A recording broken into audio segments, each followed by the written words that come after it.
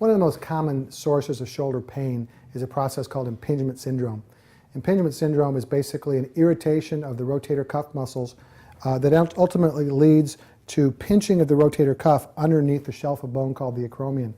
In fact, the ball sits, the humeral head sits here, and the rotator cuff wraps around the ball and then can sit underneath this acromion. And with movement, it can get irritated, cause breakdown of the tendon or tendinopathy, or bursitis just above that level.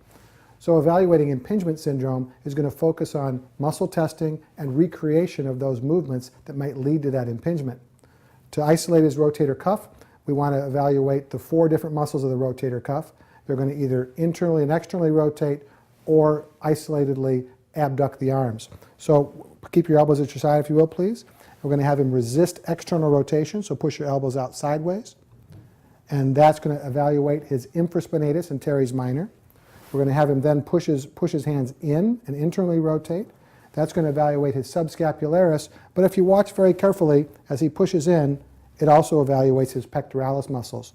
So to try to isolate his subscap, we're actually going to bring his arm out to his side, and we're going to have him push in with his hand and pat his tummy.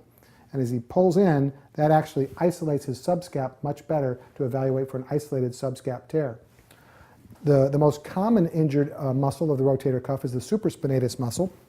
And to isolate that, we'll do an empty can test. So we'll abduct his arm, we'll internally rotate with his thumbs down, an empty can, and then we're going to resist his motion going up. And if that causes pain, it's likely to have rotator cuff tendinopathy. If, when I push down, his arm just drops down, he can't hold it up, that's significant for probably a complete rotator cuff tear. Now further, more specific tests to evaluate for impingement are going to include the Neer and Hawkins impingement tests. And basically what we're going to try to do is pinch on the rotator cuff underneath the shelf of bone, the acromion.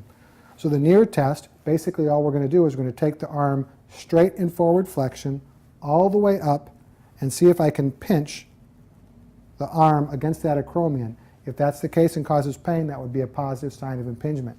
The Hawkins impingement test, we bring the arm into abduction, neutral position, and then we're going to actually internally rotate, which brings the greater tuberosity up underneath the acromion that can lead to impingement in that position also.